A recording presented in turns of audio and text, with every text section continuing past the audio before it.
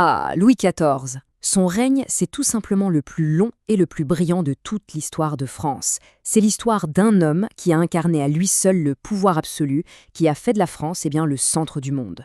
Mais attention, toute cette gloire, elle a eu un coup immense. Allez, on plonge ensemble dans cette histoire absolument fascinante. L'État, c'est moi. Alors, est-ce qu'il a vraiment prononcé ces mots? Probablement pas, non.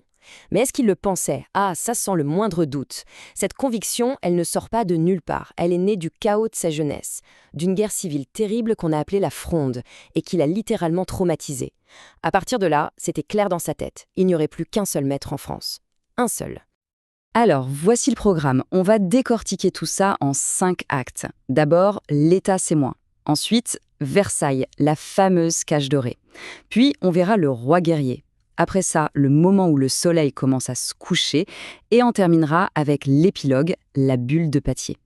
Un voyage complet, de la construction de son pouvoir jusqu'aux conséquences, un héritage qui va peser lourd, bien après sa mort. On attaque donc notre premier acte. L'État, c'est moi, ou comment forger le pouvoir absolu. Il faut bien se remettre dans le contexte de l'époque. Après les troubles de la Fronde, la France est à genoux.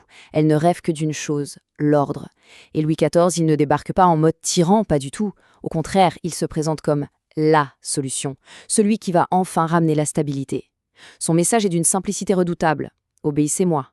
Et la France, elle est tellement épuisée par le désordre qu'elle est plus que prête à l'entendre. Et ça nous amène au concept clé de tout son règne, l'absolutisme. C'est quoi au fond? C'est l'idée que le pouvoir du roi est total, sans aucun contrôle, parce qu'il vient directement de Dieu. Point final. Et Louis, il ne va pas se contenter de le dire. Non, il va donner une leçon spectaculaire à quiconque aurait l'audace de l'oublier. Et croyez-moi, ça va marquer les esprits. Et pour cette leçon, il lui faut un exemple. Et cet exemple, c'est Nicolas Fouquet, le surintendant des finances. Un homme puissant, brillant et surtout richissime. On disait même, et c'est fou, qu'il avait plus d'argent que le roi. Imaginez un peu la situation. Pour un monarque qui se veut absolu, c'est tout simplement intolérable. Sa devise personnelle, elle dit tout de l'homme. Où ne monterai-je pas? Vous entendez ça? C'est une ambition sans aucune limite, un orgueil démesuré. Le type se croyait littéralement au-dessus de tout et de tout le monde. Pour lui, le ciel était la seule limite. Et la goutte d'eau, ce qui va tout faire basculer, c'est une fête. Mais attention, pas n'importe laquelle. La fête du siècle, dans son château de Vaux-le-Vicomte. C'est tellement grandiose, tellement somptueux que le jeune roi Louis, qui est invité, le prend comme un défi personnel. Pour lui, c'est une humiliation publique. C'est comme si Fouquet disait « Le vrai soleil du royaume, c'est moi ». La réponse du roi, elle est immédiate et elle est brutale. Quelques semaines à peine après cette fameuse fête, Fouquet est arrêté, jugé et condamné. Prison à vie. Le message envoyé à toute la noblesse de France ne pouvait pas être plus clair. Il n'y a de la place que pour un seul soleil dans le ciel de France. Et ce n'est pas Nicolas Fouquet. Voilà pour la leçon. Mais Louis XIV va aller beaucoup plus loin. Il ne va pas se contenter de punir, il va carrément construire un système pour institutionnaliser son pouvoir. Un système dont le nom est connu dans le monde entier, Versailles. C'est notre deuxième acte, la cage dorée. Parce que Versailles, il faut bien comprendre que ce n'est pas juste un palais. C'est bien plus que ça. C'est un coup de génie politique, une immense machine à domestiquer la noblesse. En attirant les grands seigneurs à la cour, Louis les coupe de leurs terres, de leurs armées, bref, de leur pouvoir. Et au lieu de préparer des révoltes dans leur coin, que font-ils? Ils passent leur journée à intriguer les uns contre les autres pour obtenir le moindre regard du roi. C'est exactement ça. Une cage. Une magnifique cage dorée. Évidemment, un projet aussi dingue, ça a un coût. Et là, on a un duo assez savoureux. D'un côté, la vision de grandeur, de gloire du roi, et de l'autre, son ministre des Finances, le très sérieux Jean-Baptiste Colbert, un homme qui, lui, comptait chaque sou et qui devait s'arracher les cheveux en voyant les factures s'accumuler. Mais bon, le roi voulait son palais, alors Colbert soupirait et signait les chèques. Mais cette époque, ce n'est pas que de la politique. C'est aussi une explosion culturelle incroyable. On parle du grand siècle, le siècle de Louis XIV. Sous sa protection, des géants comme Molière, Racine, La Fontaine vont créer des chefs-d'œuvre, des œuvres qu'on étudie encore aujourd'hui. Le français devient la langue de l'Europe, celle de la culture, de la diplomatie. C'est simple, c'est Versailles qui donne le ton au monde entier. Mais la gloire, Pour Louis XIV, ce n'est pas que des jardins et des pièces de théâtre, non. La vraie gloire, celle qui compte par-dessus tout, elle se mesure en kilomètres carrés, en territoire conquis. On entre dans notre troisième acte, le roi guerrier. Et attention, il ne faut pas voir ces guerres comme de simples caprices de conquête.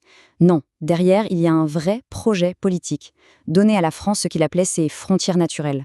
En gros, l'idée c'était de reprendre les frontières de l'ancienne Gaule pour sécuriser le royaume. D'ailleurs, la carte de la France d'aujourd'hui, on la lui doit en grande partie. Et au début, les succès sont fulgurants. Hop, il prend la Flandre à l'Espagne. Ensuite, après une guerre bien plus rude contre les Hollandais, il met la main sur la Franche-Comté. Et enfin, coup de maître, il annexe la ville stratégique de Strasbourg. Petit à petit, la France s'agrandit, se consolide, se fortifie. Seulement voilà, toute cette gloire, ça a un prix très élevé. L'Europe entière commence à s'inquiéter, à jalouser cette superpuissance, et elle va s'unir contre la France. Et c'est précisément à ce moment-là que le roi, au sommet de sa puissance, va commettre ce que beaucoup d'historiens considèrent comme sa plus grande, sa plus terrible erreur. Le soleil commence à se coucher. Pour comprendre cette erreur, il faut se remettre dans sa tête. Pour lui, un royaume fort est un royaume uni. Et l'unité, elle se résume en une formule simple. Un roi, une loi, une foi. Un seul roi, c'est fait. Une seule loi, on y travaille. Reste la foi. Cette obsession de l'unité absolue va le pousser à l'irréparable. En 1685, il révoque l'édit de Nantes, c'est-à-dire qu'il met fin à la tolérance religieuse pour les protestants. Le résultat, une véritable catastrophe, humaine bien sûr, mais aussi économique. Des centaines de milliers de protestants, qui sont souvent des artisans, des banquiers, des entrepreneurs très qualifiés, fuient la France. C'est une hémorragie de talents. Et où vont-ils? Chez les ennemis de la France, comme la Prusse, qu'ils vont considérablement enrichir. Mais alors là, attention, voici le point le plus ironique et peut-être le plus important à comprendre. Cette décision, que nous, aujourd'hui, on voit comme une erreur monumentale, eh bien, à l'époque, elle a été incroyablement populaire. La quasi-totalité de la France a applaudi. On y voyait un acte de foi, le triomphe de l'unité du royaume. C'est fou, non? Le règne va se terminer comme il a vécu, par la guerre. Une dernière guerre, immense, interminable, la guerre de succession d'Espagne. La France contre toute l'Europe, encore une fois. Et sur le papier, la France gagne. Un prince français monte sur le trône d'Espagne. C'est une victoire, mais une victoire à la Pyrrhus. Le royaume est à genoux, vidé, ruiné. Le long règne du roi Soleil s'achève sur une note douce amère. La gloire, oui, mais dans un pays épuisé. Et après la fête, vient la gueule de bois. Après la mort du roi Soleil, il est temps de faire les comptes. Et la note, elle est salée. C'est notre épilogue, la crise financière qui va secouer la France, conséquence directe de 70 ans de gloire et de guerre. Alors, le régent qui prend la suite de Louis XIV, il découvre des caisses vides. Et une dette de 2 milliards de livres. C'est une somme juste astronomique pour l'époque. L'État est en faillite, tout simplement. Le pays est tellement à sec que même Louis XIV, à la fin de sa vie, avait dû faire fondre sa propre vaisselle en or. La situation est désespérée. Il faut une solution, et vite. Et c'est là qu'un personnage incroyable entre en scène. Un banquier écossais, John Law. Et il arrive avec une idée qui semble magique. L'État n'a plus d'or? Pas de problème. On va imprimer du papier, des billets de banque, en promettant qu'ils sont garantis par les richesses futures des colonies. Et là, c'est la folie pure. Tout le monde se jette sur ce papier. Une frénésie spéculative comme on n'en a jamais vu. Des fortunes se font en une matinée et se perdent l'après-midi. Une bulle gigantesque. Et bien sûr, comme toutes les bulles, elle finit par éclater. Le jour où les gens ont voulu récupérer de l'or bien réel en échange de leur papier, tout s'effondrait. Des milliers de gens ruinés. Cet épisode a tellement traumatisé les Français qu'ils se sont méfiés du papier-monnaie pendant des décennies. La leçon avait été apprise, mais la vraie question, c'est est-ce qu'on ne l'a pas un peu oublié depuis? Une question qui résonne étrangement aujourd'hui, vous ne trouvez pas? À notre époque, où une bonne partie de la richesse est faite que de chiffres sur un écran,